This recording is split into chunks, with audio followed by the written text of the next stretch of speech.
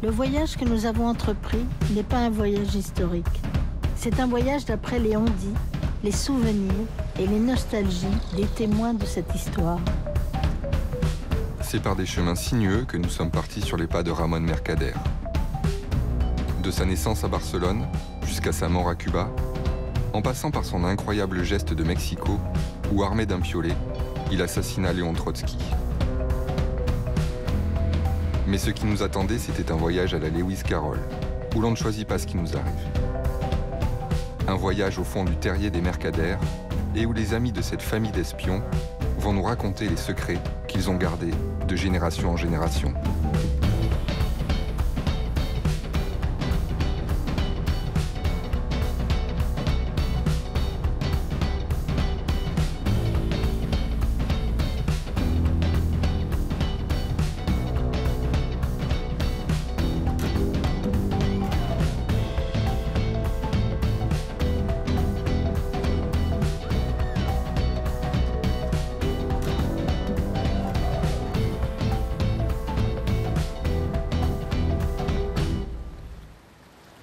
Originaire de Bordeaux, j'ai toujours vu Sud-Ouest posé sur la table de mes parents et de mes grands-parents. Et je crois bien que c'est ce journal qui a consacré pour la première fois un article sur Ramón Mercader. Alors nous, on a pris rendez-vous avec Cathy, la responsable du service des archives de Sud-Ouest.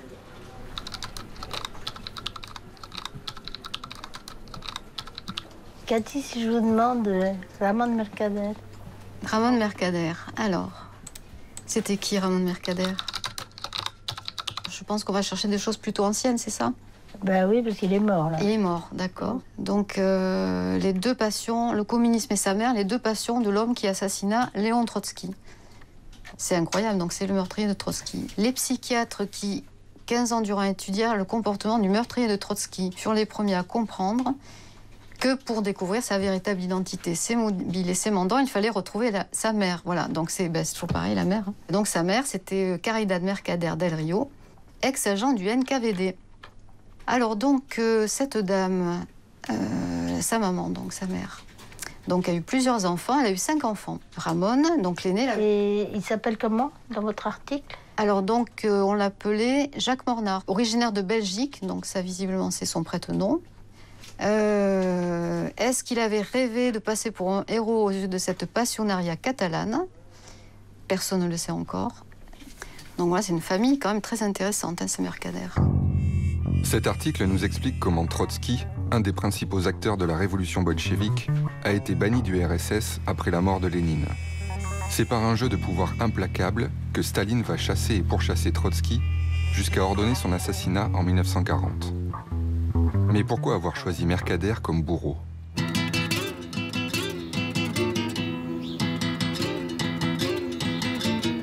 J'aurais pu consulter des archives et des bibliothèques qui m'en auraient dit plus sur Ramón Mercader. Mais je préfère la piste d'un ami d'une amie qui prétend qu'Alain Minc serait mêlé à toute cette histoire. Bruno est sceptique. Marie-France prend quand même rendez-vous avec l'influenceur de haut niveau. Quand nous arrivons dans ses bureaux, j'ai l'impression de rentrer dans une société secrète. Lieu propice à quelques révélations. Jamais j'aurais pu imaginer que vous aviez quoi que ce soit à faire avec Ramón Mercader. C'est parce que vous n'avez pas d'imagination. Parce que vous supposez que, comme disent les trotskistes, un suppôt du grand capital, ce que je suis, ne peut avoir aucun rapport avec Ramón Mercader. Ben voilà, c'est la vie, le charme de la vie, les aléas de la vie. Mes parents étaient des juifs communistes, arrivés de Pologne en 1931 à Bordeaux, et dont la famille d'adoption, en réalité, s'appelait le Parti communiste. Parlez-moi donc de cette période bordelaise. Vous savez, je n'en connais que ce que mes parents, mon père et ma mère, racontaient. C'est-à-dire, ils sont arrivés à Bordeaux, accueillis dans ce monde communiste. À l'intérieur de cette mouvance-là, ils ont été amenés à être en contact avec la famille de Ramón Mercader. C'est-à-dire un de ses frères, sa sœur, et surtout sa mère, personnage très compliqué. Et donc, d'une certaine façon, Ramón Mercader appartient à l'environnement de mon enfance. C'est mon père qui a connu le premier, le fils Georges de Caridad à Bordeaux. Il a fait une visite à Bordeaux, il était parisien, il a fait une visite à Bordeaux, il a fait la connaissance de Georges Mercader par l'intermédiaire de Joseph Minck.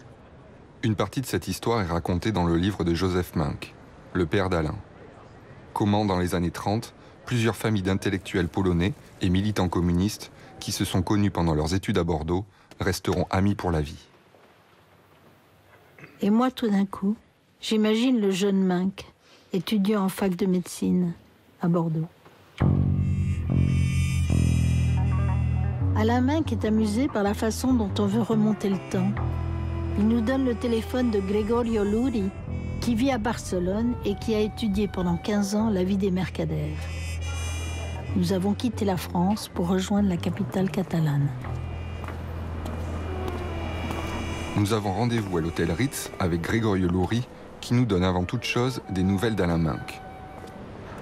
On comprend alors tout de suite que notre enquête sera suivie de près par les témoins de cette histoire. Dès qu'on en quittera un, l'autre l'appellera pour lui demander les détails de nos échanges. Luri a choisi cet endroit parce que lorsqu'il était jeune, Ramón Mercader s'est fait engager comme maître d'hôtel dans ce palace luxueux et suranné. Yo conocí casualmente a un hermano de Ramón Mercader, a Luis. Le plus petit. Le plus petit. Y yo le pregunté, ¿Luis qué? Y él se quedó así un poco parado y añadió, Luis Mercader. E inmediatamente le pregunté, ¿hermano de Ramón? Y él pasó a otra cuestión. C'est une histoire de famille, à la fois de vraie famille et de famille politique. La familia Mercader puede leerse como una síntesis novelesca del siglo XX. Caridad nace en Cuba a finales del siglo XIX y en una familia burguesa con mucho dinero. Viene a España y se casa con un burgués con mucho dinero. Estaba destinada a ser un miembro de la alta burguesía catalana. Su marido disfrutaba más rezando el rosario que yendo a una fiesta. Quel ennui! On comprend qu'elle soit attirée par les anarchistes. Pour les épater, elle pose une bombe dans l'usine de son mari. Había roto todos los esquemas de lo que se esperaba de ella. Y por eso la ingresan en el psiquiátrico. Y del psiquiátrico la liberan sus amigos anarquistas. Y ahí, cuando está en el momento más bajo y más depresivo de su vida, se encuentra con que algunos amigos comunistas le ofrecen la solidaridad personal, pero también le ofrecen un retorno al orden, al rigor, a la Iglesia. ¿Ah? ¿Iglesia comunista? Sí, a la Iglesia comunista. Le ofrecen un retorno. Gregorio m'emmène alors sur les Ramblas pour me montrer les lieux où Caridad, en 1936, a participé à l'insurrection de Barcelone aux côtés des communistes. Événement complexe, fondateur de la guerre d'Espagne et dans lequel Caridad aurait joué un rôle majeur. Je suis un peu perdue, moi. C'est quoi un rôle majeur? Chef de clan? Suffragette? Dans l'insurrection ou la révolution? Je rêve d'un gros livre d'histoire qui s'ouvrirait à la bonne page. Esta es una historia de un escritor muy famoso, Enrique Alpena. Sí. Y esta es muy completa como historia. Hay un libro que cuenta la vida de esas mujeres. Sí, justamente hay uno que es que se hizo en homenaje a mujeres muy activas y relevantes Sí, esto de Barcelona. La foto la vi muchas veces. Sí, este es un fotógrafo mexicano, Guzmán. Ah, Guzmán, sí. Sí. Es alto del Hotel Colón, el antiguo Hotel Colón, sí. Emportés par tous ces événements, c'est du haut de la terrasse de ce même Hôtel Colonne que nous allons éplucher les 2 bouquins que nous venons d'acheter. On les feuillette dans tous les sens, mais il n'y a aucune allusion à Caridad Mercader. Il n'en demeure pas moins que Caridad entraîne tous ses enfants dans l'aventure communiste. Ramón le premier. Entonces, Ramón, que parecía que iba a ser un chico deportista con mucho éxito social, se encuentra militando en las juventudes comunistas. Lors d'une réunion secrète des jeunesses communistes, Ramón est arrêté et placé en garde à vue à la prison Modelo de Barcelone.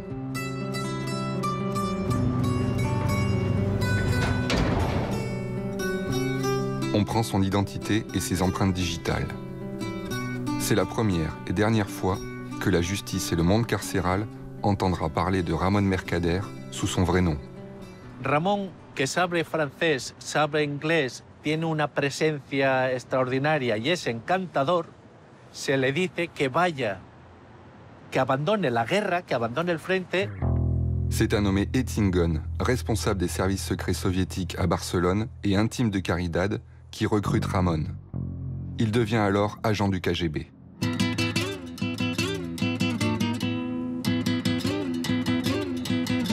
Avant de quitter Barcelone, et bousculant toute chronologie des événements, Luri nous a entraînés chez Luciana, vieille militante communiste qui a bien connu Ramón et toute cette époque. C'est notre première incursion chez les espions. Oye, ¿tú crees que hay alguien, había en el mundo más poderoso, más fuerte que la KGB? Ni pasionaria ni 20 pasionarias.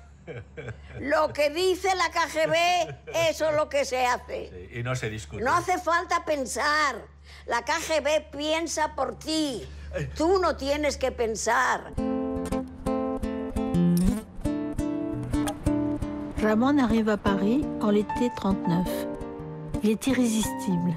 Ça tombe bien, puisque sa première mission, c'est de séduire Sylvia Agelov, une des secrétaires de Trotsky.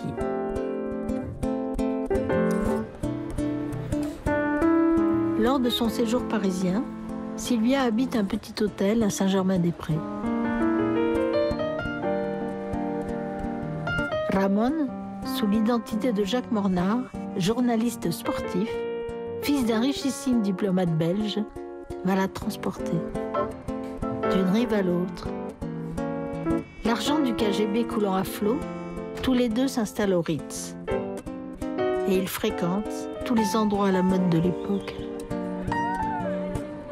Sylvia tombe amoureuse, évidemment. Trotsky, exilé à Mexico, a envoyé Sylvia à Paris pour assister à la réunion fondatrice de la 4e Internationale, l'organisation trotskiste d'opposition à Staline. À la fin de la conférence, Sylvia doit partir pour Mexico rejoindre Trotsky. Ramón promet de l'y retrouver très vite. Mais revenons un peu en arrière. Trotsky et sa femme, contraints à l'exil depuis bientôt 10 ans et pourchassés de pays en pays, ont été accueillis par le Mexique en 1937. Le couple de peintres, Frida Kahlo et Diego Rivera, sont intervenus auprès du gouvernement pour que l'asile politique soit accordé au couple Trotsky. À leur arrivée, ils s'installent dans cette maison bleue, l'atelier de Frida Kahlo, où ils découvrent alors le Mexico de l'Oclésio. Une capitale où l'on respire l'air le plus pur du monde, où les patios intérieurs des anciens hôtels espagnols bruissent de fontaines, de musique, du froufrou léger des colibris.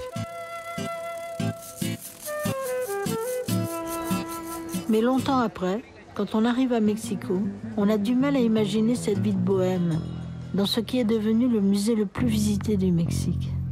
Comment comprendre le mal-être de Natalia, la femme de Trotsky, et le libertinage de Frida Kahlo? Natalia veut définitivement mettre fin au chassé-croisé amoureux dans cette maison. La rupture est consommée. Il faut déménager.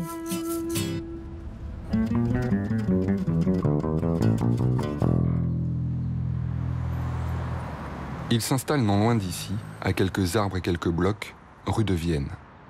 Le couple d'exilés trouve une maison appartenant à des Italiens, dont le bâtiment est en forme d'un T, ou peut-être plus sûrement d'une croix. Comme promis, Ramón a rejoint Sylvia à Mexico. L'amoureuse se fait accompagner tous les matins chez Trotsky par Ramón.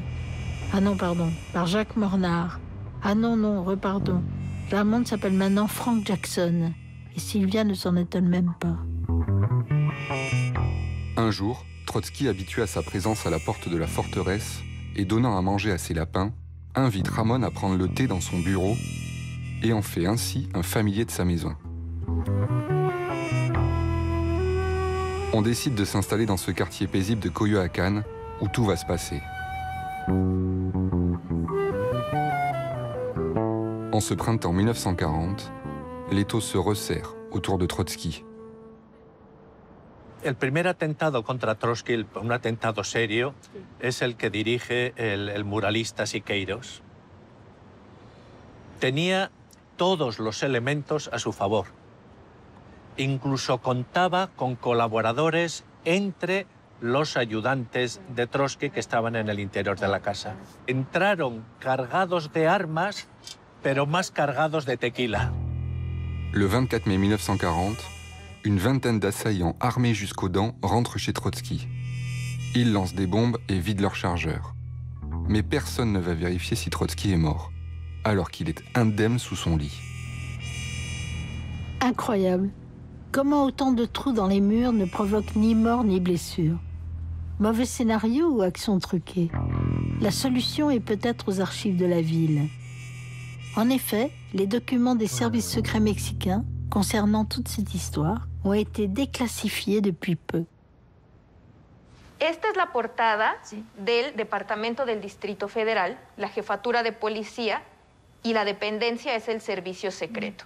¿Qué dice? Dice, León Trotsky, David Serrano Andonegui, María Isabel Chavarrí Hernández, Anabel Chávez Franco, Águeda Serna Moral, Ángel Olivo, Gustavo Alvarado, Jesús Alfaro Siqueiros y David Alfaro Siqueiros. Son los personajes interrogados y aquí dice responsables del autoasalto que sufrió en su domicilio León Trotsky. Este sería el primer bloque de expedientes. Donc c'est le premier bloc qui semble être le compte-rendu de l'attentat raté. Et donc ça, c'est toutes les personnes qui sont interrogées par cet attentat manqué. Mais ce qui est drôle, c'est qu'elle dit auto-attentado. Auto-attentat. Ça veut dire quoi? Que c'était complice? C'est la thèse de Trotsky, que Trotsky aurait participé lui-même à cet attentat. Y entonces Trotsky, supone la policía que Trotsky participó a ese atentado. Usted me dice auto. Sí, aquí dice responsables del autoasalto que sufrió en su domicilio León Trotsky. Donc, quelle date? 18 de julio de junio 1940.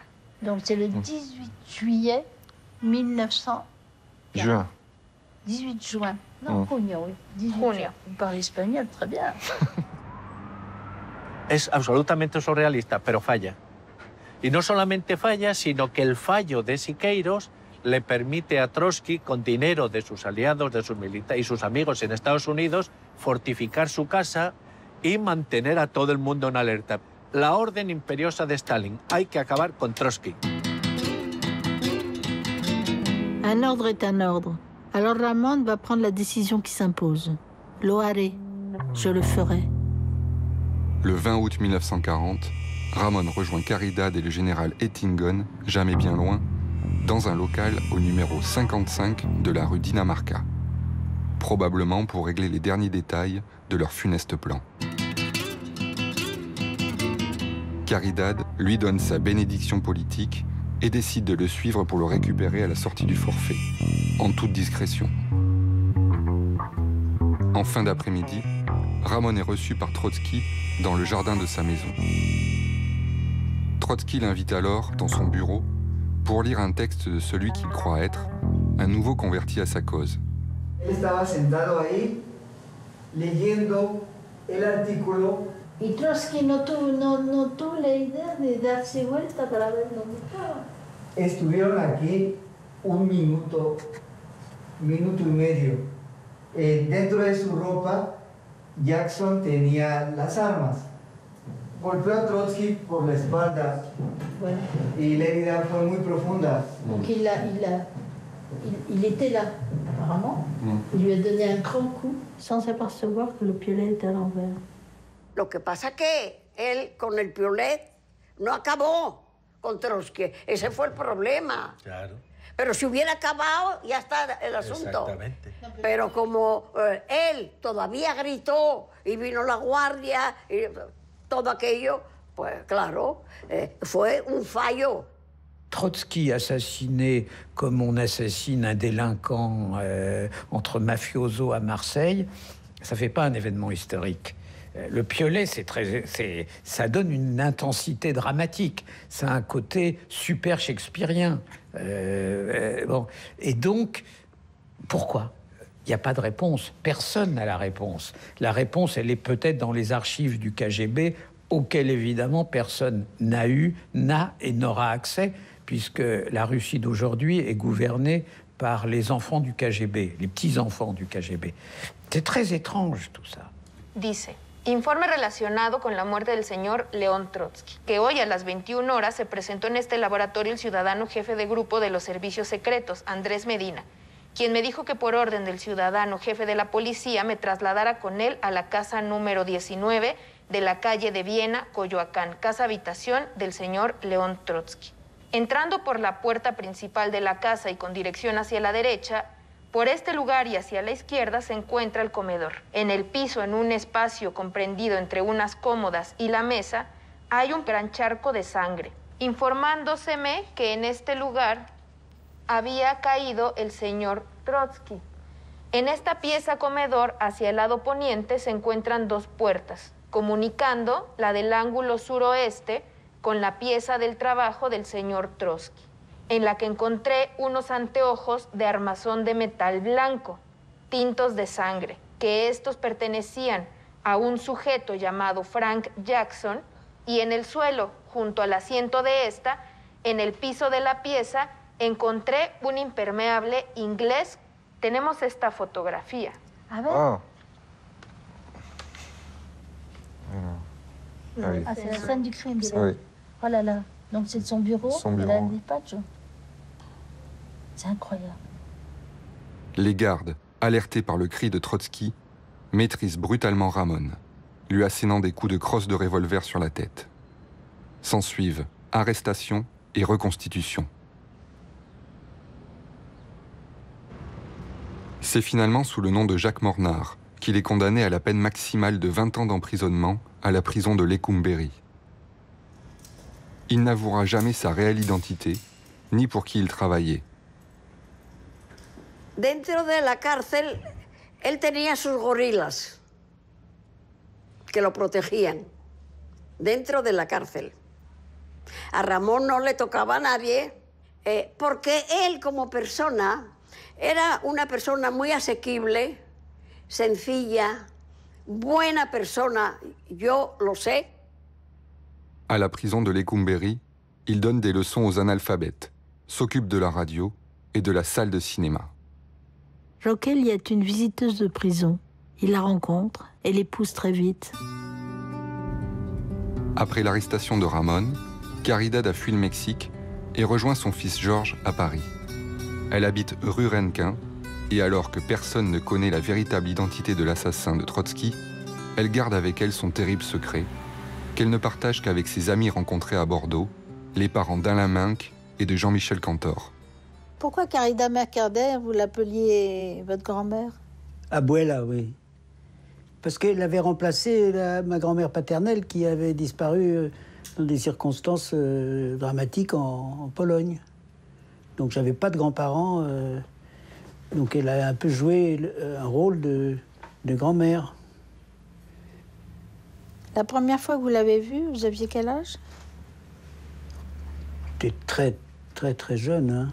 Il y a des photos d'elle. On était en vacances avec ma mère et Betty Mac et Caridad.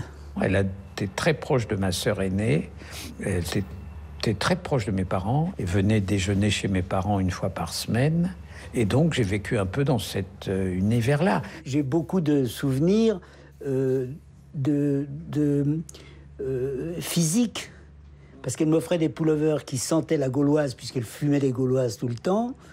Et je me rappelle l'odeur de la gauloise sur mes pullovers, toujours verts, parce que je faisais toujours des pullovers verts. Elle me faisait toujours des pullovers verts. Et puis, je me rappelle aussi ses éclats de rire.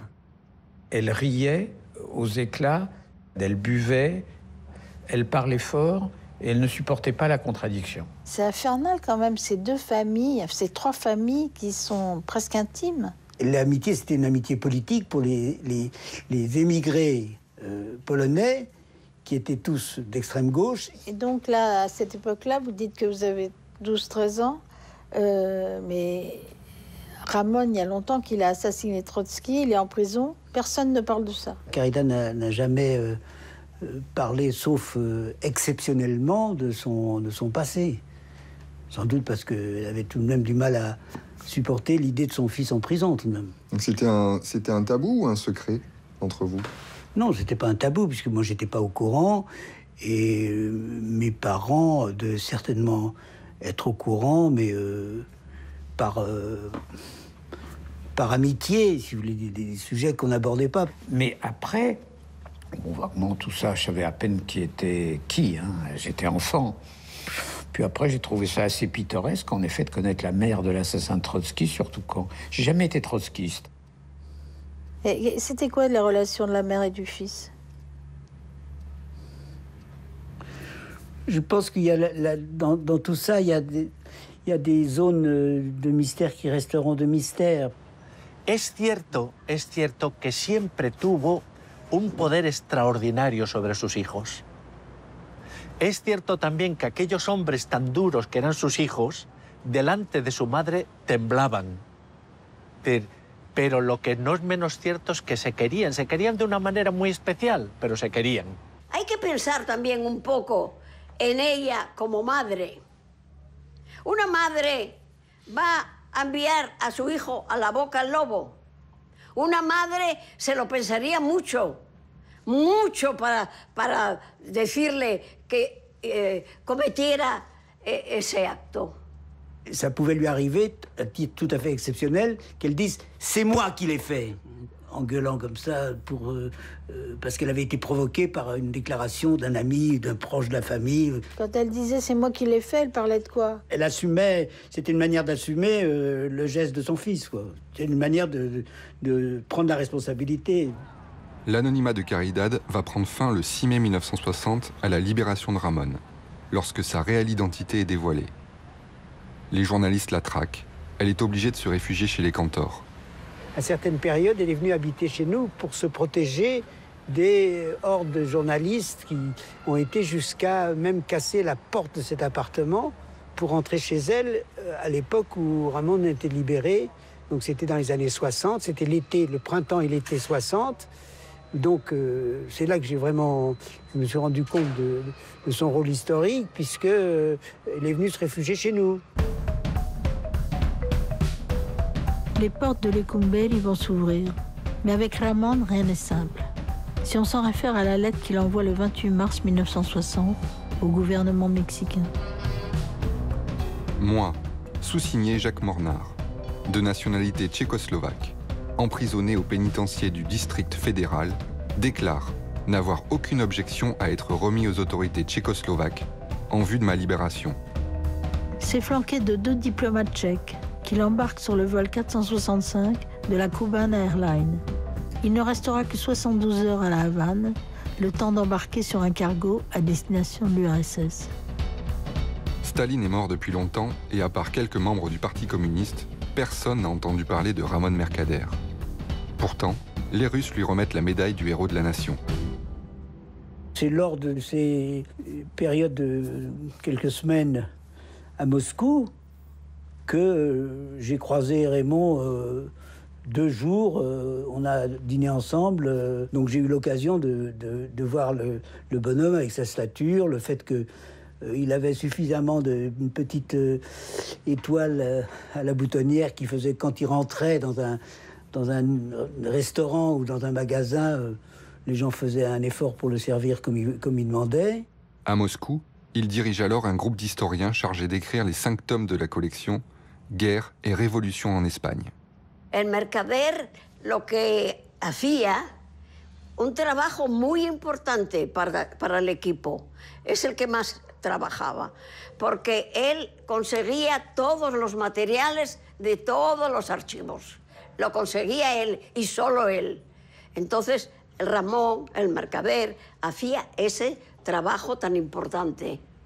Él, aunque el nombre de él nunca apareció en ningún tomo, en ninguno. Jamais, jamais, dans aucun des tomes, il a signé. Il n'est apparu sur son nom. Donc la question c'est mais pourquoi il voulait pas qu'il apparaisse sur son nom?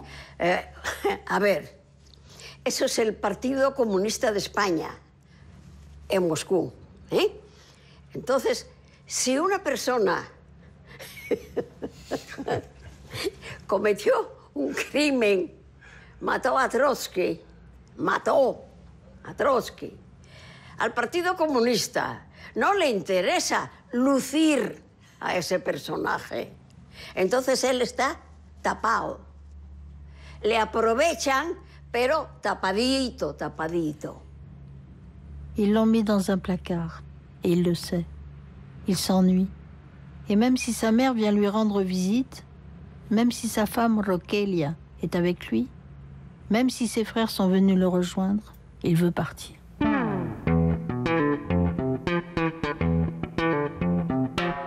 En janvier 1974, l'URSS accorde l'autorisation à Ramón de partir vivre à Cuba avec sa femme et ses 2 enfants adoptifs. Mais pourquoi les Soviétiques demandent aux Cubains de s'occuper de Ramón et de sa famille? Une rumeur vient jusqu'à nous. Quand certains reprochent à Fidel Castro d'avoir accueilli l'assassin de Trotsky, il leur répond: n'oubliez pas que c'est un pays à qui nous devons beaucoup qui me l'a demandé, et après tout, ce n'est pas moi qui ai acheté le piolet.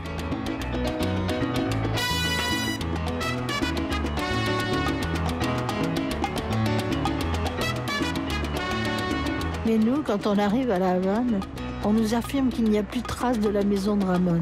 Et plus encore, qu'à la place des ruines, on aurait construit l'ambassade du RSS. Je n'en crois pas un mot. D'autant que Raphaël, le chef-op, m'affirme qu'elle figure toujours au cadastre de la ville. Mais où? Mystère.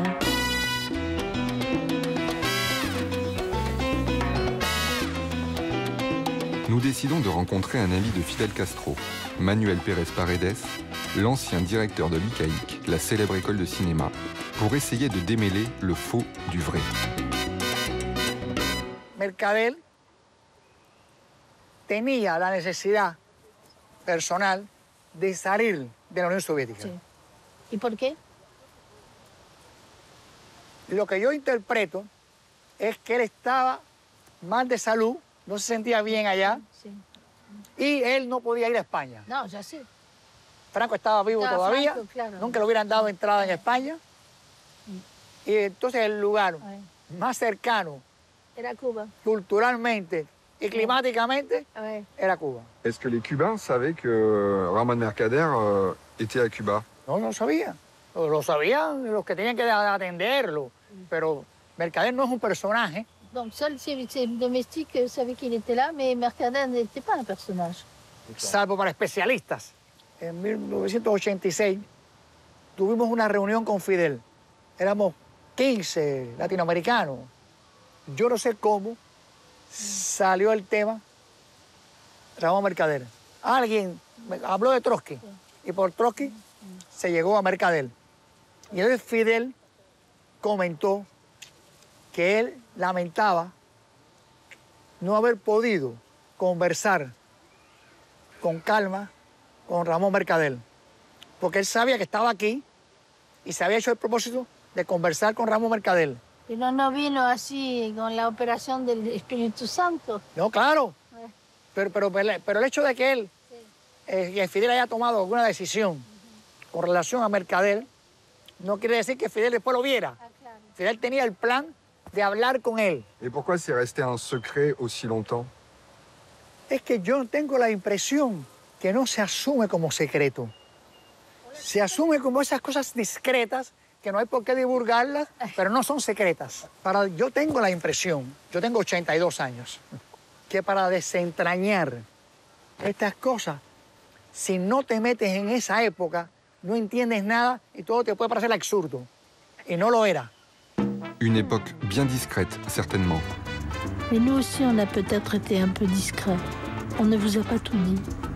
Il y a quelques mois, en France, nous avons retrouvé le neveu de Mercader, le fils de sa sœur Montserrat. Il ne voulait ni parler, ni se montrer. Il nous a simplement donné 2 photos de son oncle qu'il avait prises à Cuba en 1975. Quand jeune étudiant, il avait voulu rencontrer Ramón, celui qui par son forfait avait chamboulé sa vie. La première photo, et c'est là où le mystère s'épaissit, nous montre Ramón Mercader et Ramón Castro, un des frères de Fidel. Ramón aurait donc été un ami proche d'un des frères Castro sans jamais avoir rencontré Fidel. Le seul indice que nous ayons, c'est que la photo a été prise dans une coopérative agricole. Vous avez connu Ramón Castro? Sí, cuando tengo 32 años, cuando tenía 7 años lo conocí. Tuve el gusto de conocerlo. ¿Y cómo era? Era blanco, alto, se parecía mucho a sus hermanos. Bueno, aquí contamos con muchos recuerdos de él. Todo esto lo construyó él con mucho amor, cariño, aprecio, afecto. ¿Y vivía ici? No en este mismo lugar, sino en otro, cuando lo conocí. Pero bueno, he trabajado casi en todas.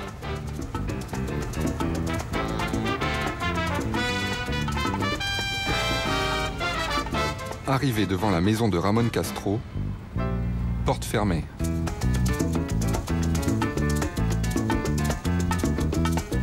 Nous n'avançons pas beaucoup dans notre recherche de Ramón à Cuba. Pourtant, dans une lettre adressée à son frère Luis, Ramón dit qu'il se sent heureux à La Havane. Il écrit « Toute la famille va à la plage avec les chiens et nous nous baignons sous une température constante de 28 degrés. »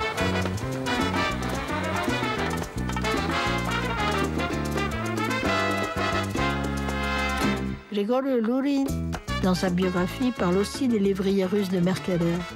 Ils étaient si beaux qu'ils avaient même joué dans un film réalisé par le grand ami de Ramón, le réalisateur cubain Tomás Gutiérrez.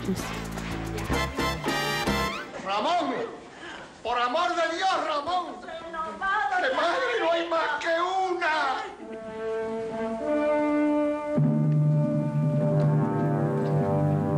Le réalisateur Tito Gutiérrez est mort.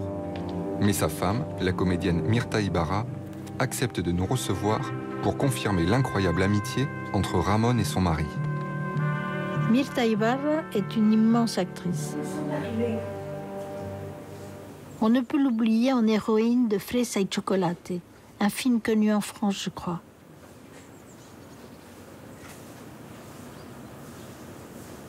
Je veux absolument qu'elle me dise s'il est vrai, comme l'a écrit Luri, qu'à la mort de Ramón, elle et Tito ont hérité des 2 fameux lévriers et d'une canne ouzbek. No heredó nada. Ni los galgos ni el bastón. Los galgos fueron alquilados y ellos se quedaron con ellos y el bastón fue un préstamo que tenía la amiga mía que ya se lo había prestado a Arturo y me lo prestó y se lo devolvimos cuando... No, Tito no se quedó con nada, ni con los galgos ni con el bastón. Dans son livre, il dit que votre mari était ami de Ramón Mercader. Pas du tout. C'était une belle histoire, mais c'est pas du tout. Une belle histoire sûrement. Mais Ramón nous échappe toujours à La Havane. Il faut y croire. Hasta la victoria siempre. Il est peut-être temps d'interroger un historien cubain, qui plus est spécialiste du trotskisme, pour qu'il nous éclaire sur la vie de Ramón à Cuba. Mercader era una persona aquí que nadie sabía quién era. Nadie sabía cuál era su verdadera identidad, porque además esa es una identidad que estaba protegida por un secreto, un misterio, y por digamos, la cobertura que le dieron los órganos de la seguridad del Estado cubano. Et en 1974, les trotskistes de Cuba, comment ont-ils réagi quand ils ont su que Mercader allait être accueilli par les Cubains? A ver, el partido trotskista, cuando más militantes tuvo, en el momento que más militantes tuvo, debe haber tenido unos 300 militantes. Et en tant qu'historien, spécialiste du trotskisme, est-ce que vous pensez que l'assassinat de Trotsky a eu un grand retentissement, une importance dans le monde? Yo creo que sí, que tuvo una gran importancia. Fue un hecho muy sonado desde el punto de vista mediático. El entierro de Trotsky, fueron miles y miles de mexicanos al sepelio de Trotsky. Y lo que pasa es que rápidamente la Segunda Guerra Mundial pasó la página y la Segunda Guerra Mundial fue la verdadera noticia. Mais dans ce cas-là, cet assassinat n'a-t-il pas été contre-productif, quelque part, vis-à-vis du trotskisme? Le trotskisme est loin d'être mort avec Trotsky. Claro, desde luego. Eso fue lo que sucedió. Las ideas trotskistas siguieron, los partidos trotskistas continuaron y continúan hoy. En Venezuela, por ejemplo, hubo ministros de Chávez que eran trotskistas. En Francia, un primer ministro. Pero no es una fuerza, digamos, que a tenerla en cuenta a los efectos de las políticas de los países. Il y a quelques années, à Cuba, il y a eu un événement sur le trotskisme à Cuba. Sí, esa reunión se efectuó en el 2019. Fue una noticia tremenda, ¿no? Que en Cuba se pudiera realizar un evento de esta naturaleza. Pero ya les dije, no hubo divulgación ninguna. O sea, los periódicos, la radio, la televisión, nadie habló del evento. Le trotskisme n'a donc quasiment pas existé à Cuba. Certainement une bonne chose pour Ramón à l'époque.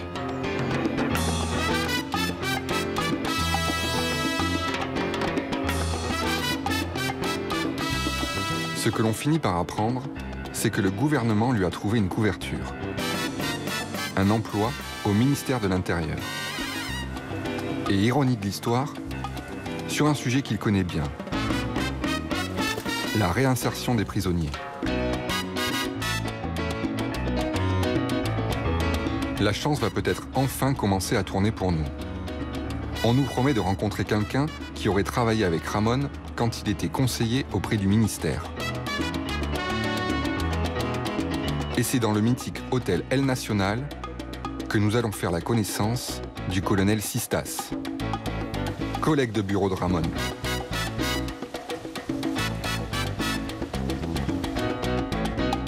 Donc vous avez connu Ramón Mercader? Sí, lo conocí. Nuestra relación era dentro de la actividad de la reeducación penal y él era muy curioso, muy interesado en los asuntos de los reclusos y de las funciones que se realizaban para atenderlos.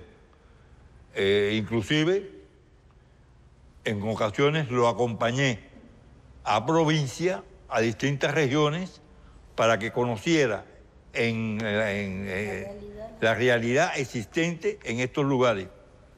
Él fundamentalmente se preocupaba mucho de la incorporación de los reclusos a actividades socialmente útiles, al trabajo socialmente útil, con vista a que obtuvieran una calificación y un salario para la manutención de sus familiares. ¿Y vous avez été chez lui? Sí, estuve en una ocasión en la casa. Conocí a la familia, pero fue muy formal. Yo tengo aquí la tarjeta que personalmente él me entregó. Y él, según la tarjeta, se llamaba Ramón López del Río. Y aquí su dirección. Gracias, señor. Enfin, nous donnons une piste en or avec cette carte de visite. Le nom et l'adresse de Mercader à Cuba. Ramón López del Río, 6615 7e avenue, La Havane. On va enfin pouvoir retrouver la maison avec la deuxième photo donnée par le neveu de Ramón. Alors moi, je pars avec le chauffeur au début de la bonne rue et je regarde.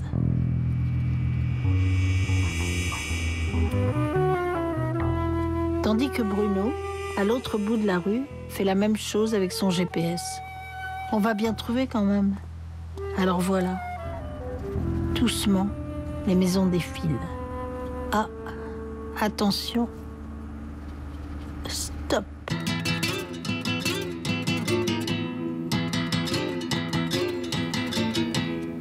Surprise énorme, la maison n'est pas abandonnée. Arturo, le fils de Ramon, qui vit à Miami, est juste venu passer quelques jours à La Havane. Il ne veut ni se montrer ni parler, mais il nous permet de visiter la maison de son père. C'est ouvert. Waouh! Tout est resté dans l'état. Il ne manque que lui. Généralement, les lectures, c'était dans cette pièce, puisqu'elle était très aérée. Et voilà le livre qu'Arturo est en train de lire. Un auteur anglais de romans policiers. Et quand je lui ai demandé de quoi parlait le livre, il m'a dit d'un assassinat. Excusez-moi, mais j'ai ri. Et au milieu du jardin, l'arbre centenaire que Ramon a connu.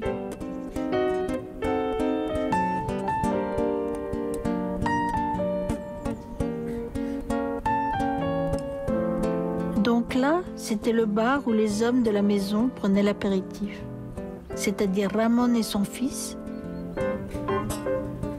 Et puis, la salle à manger, où Ramon s'asseyait au bout de la table. Et il était entouré des siens. Les assiettes ramenées du Mexique, le plat de Chine et les casseroles de Russie. Je voudrais vous montrer des photos qu'Arturo m'a données. Alors, Arturo jeune, avec un des chiens. Alors ça, c'est aussi avec les deux chiens. Alors, donc le chien s'appelait X et la chienne s'appelait Anna, comme la Anna de Balzac. D'accord. Elles sont belles, ces photos. Ouais. Et alors ça, c'est formidable. C'est la photo de ses parents, auquel il y a Ramon. Nous sommes partis sur les pas de Ramon Mercader. Et finalement, dans sa maison, c'est son fantôme qui nous est apparu.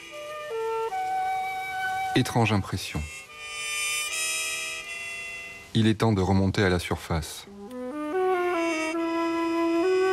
Comme promis, nous allons montrer les images de notre voyage à Cuba au neveu de Ramon, qui a accepté finalement de se confier. Et comment vous avez appris que Ramon Mercader était l'assassin de Trotsky? Oh, ça fait partie des chocs d'une vie. J'étais militant d'un groupe d'obédience trotskiste. Mes parents, un soir, énervés de me voir de plus en plus engagé dans cette voie, m'ont pris quand je suis rentré en me disant on a quelque chose à te dire, ton oncle est l'assassin de Trotsky. Le lendemain, j'en ai tout de suite parlé à mes copains qui m'ont dit « mais nous, on le sait depuis longtemps ». Il faut comprendre que quand j'ai appris cette nouvelle, j'ai jamais pu en discuter après. Jusqu'au décès de mes parents, on n'en a plus jamais parlé. Qu'est-ce que vous veniez chercher quand vous avez été le voir? C'est une excellente question. Et c'est la réponse qui est beaucoup plus difficile. C'était de rencontrer évidemment Ramon Mercader, le héros familial, que je souhaitais au fond de moi-même mieux comprendre. J'ai jamais su s'il avait regretté ou pas. Ça, c'est dans les livres, hein, mais moi, j'ai jamais eu de regret exprimé par Ramon Mercader. Hein.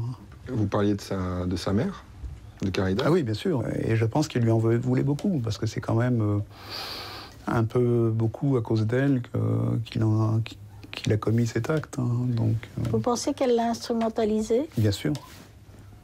Oui, tout à fait, oui.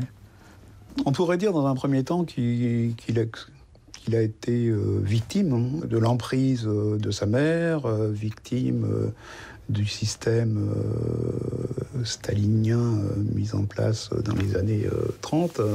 Mais ça serait peut-être trop facile de dire qu'il a été une victime. Je pense que même s'il a été manipulé, c'est quand même lui qui a dit « je le ferai ». On ne peut pas dire qu'un assassin soit la victime. La victime, c'est celui qui est assassiné. Est-ce que les officiers russes en Ukraine aujourd'hui, qui ont perpétré les massacres à Boutcha ou ailleurs, sont des victimes? Ils sont peut-être victimes d'une certaine idéologie, mais c'est quand même eux qui ont agi, et donc ils sont coupables. Et Ramon Mercader, pour moi, est coupable. Cette plongée au cœur de la famille Mercader fut un drôle de voyage. Mais surtout, un drôle de beau voyage entre Ramon, vous et moi.